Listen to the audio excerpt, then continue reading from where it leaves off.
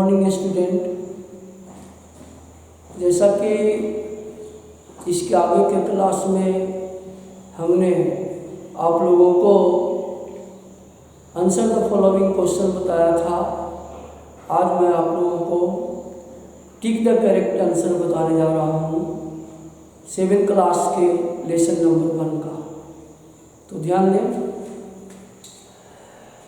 Environment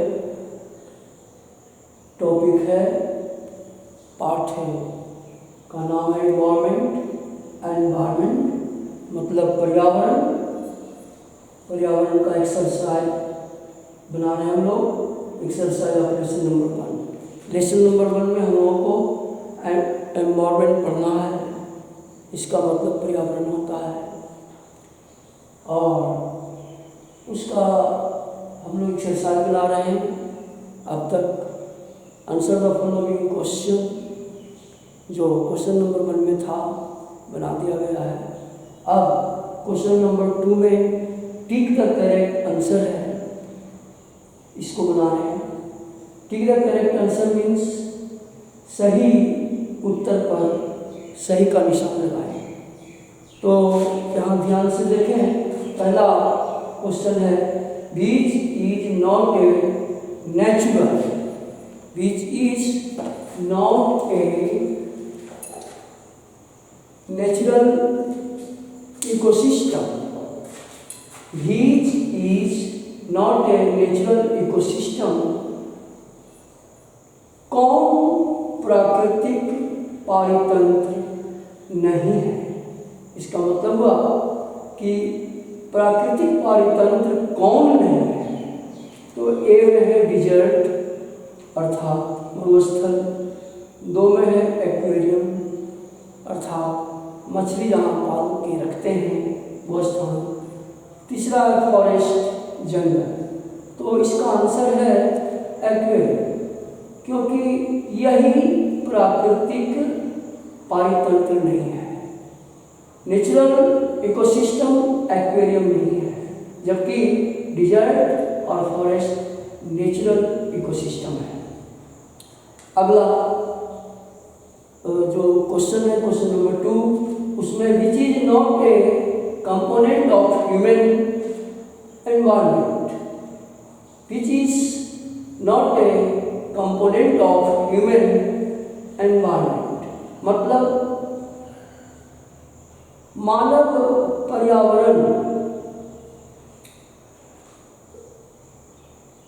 का तत्व कौन नहीं है। कौन मानव पर्यावरण का कारक नहीं है, कंपोनेंट नहीं है, तत्व नहीं है। तो इसमें लैंड है, भूमि, रिलीजन धर्म, कम्युनिटी, समुदाय। तो इसका आंसर है लैंड अर्थात भूमि। यहाँ देखने वाली बात यह है कि मानव पर्यावरण का कारक इसमें लैंड अर्थात भूमि नहीं है, क्योंकि ये प्राकृतिक कंपोनेंट है, नेचुरल कंपोनेंट है, जबकि रिलीजन और कम्युनिटी ह्यूमन कंपोनेंट है, ह्यूमन एनवायरनमेंट का बनाया हुआ चीज है। धर्म और समुदाय मनुष्य बनाते हैं, प्रकृति नहीं बनाते, इसलिए इसका आंसर लैंड अर्थात भूमि है, क्योंकि इसे प्रकृति बनाता है। अब अगला क्वेश्चन है question number 3, which is a human made environment, which is a human made environment मतलब कि मानव निर्मित पर्यावरण कौन है। मानव निर्मित पर्यावरण कौन है। तो ए में है माउंटेन अर्थात पर्वत, 2 में सी समुद्र, और सी में रोड है सड़क। ए में माउंटेन पर्वत, बी में सी समुद्र और सी में रोड। तो इसमें ह्यूमन मेड एनवायरनमेंट अर्थात मानव निर्मित पर्यावरण, सी का रोड है, सड़क, तो इसका आंसर रोड हुआ। अब हम लोग देखें question number 4, which is a threat to environment. पर्यावरण के लिए खतरा कौन है? पर्यावरण को किससे भय है? तो इसमें आंसर दिया हुआ है ग्रोइंग प्लांट, अर्थात बढ़ते हुए पौधे, यानी पौधों में वृद्धि। ग्रोइंग पॉपुलेशन, बढ़ती हुई जनसंख्या, अर्थात जनसंख्या में वृद्धि। ग्रोइंग क्रॉप्स, बढ़ते हुए फसल, अर्थात फसल में वृद्धि। तो इसका आंसर है ग्रोइंग पॉपुलेशन, जनसंख्या में वृद्धि। Which is a threat to environment, अर्थात पर्यावरण का शत्रु कौन है, दुश्मन कौन है? पर्यावरण को किससे डर है, भय है? पर्यावरण के लिए कौन खतरा है? तो इसका आंसर है ग्रोइंग पॉपुलेशन, जनसंख्या में वृद्धि। जनसंख्या में वृद्धि पर्यावरण के लिए सबसे बड़ा भय है, डर है, खतरा है। अगला क्वेश्चन देखें तो वो है क्वेश्चन नंबर 3, जिसमें मैच द फॉलोइंग है, अर्थात निम्नलिखित का मिलान करें, निम्नलिखित को मिलाएं। मैच द फॉलोइंग, निम्नलिखित को मिलाएं। इसका क्वेश्चन नंबर 1 में है बायोस्फीयर, जैवमंडल। इसके साथ ए है blanket of air which surrounds the earth. हवा का परत या हवा का चादर जो पृथ्वी को चारों ओर से घेरे हुए है। दूसरा है एटमॉस्फेयर, वायुमंडल। इसके साथ भी है डोमेन ऑफ वाटर, पानी, जल, जल का स्थान, जलीय स्थान। हाइड्रोस्फीयर, यह है जलमंडल। आवर सराउंडिंग्स, इसके साथ सी में है आवर सराउंडिंग्स, हमारे आसपास, हमारे चारों ओर।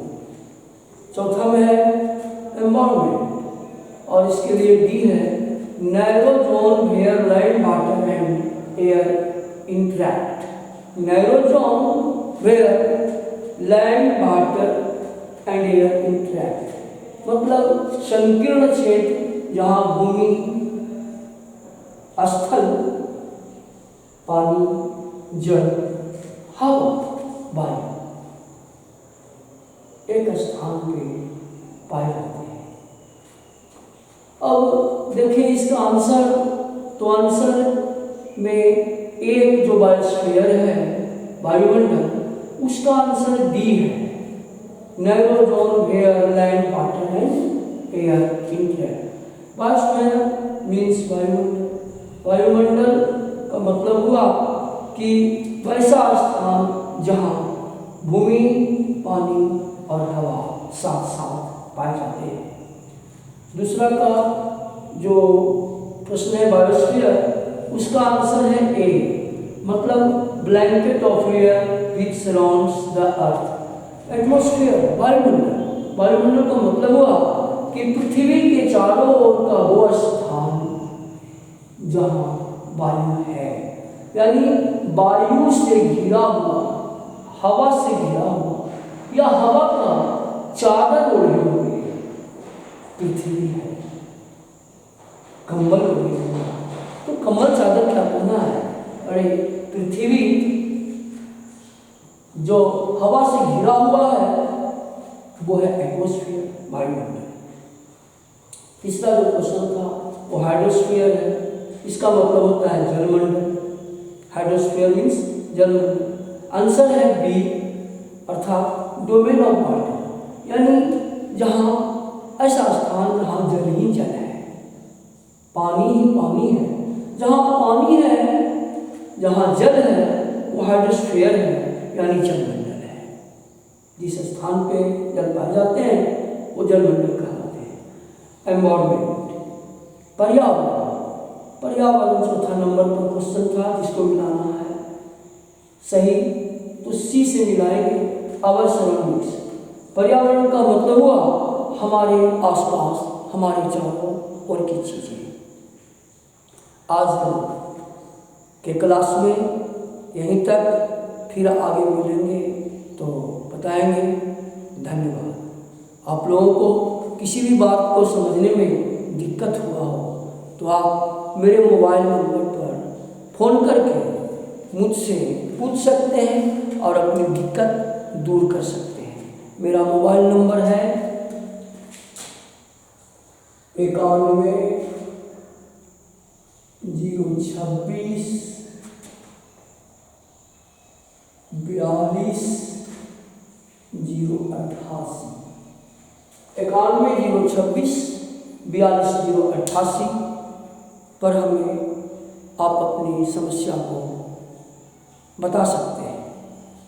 हम आपको मोबाइल के माध्यम से भी बताने का काम करेंगे। धन्यवाद।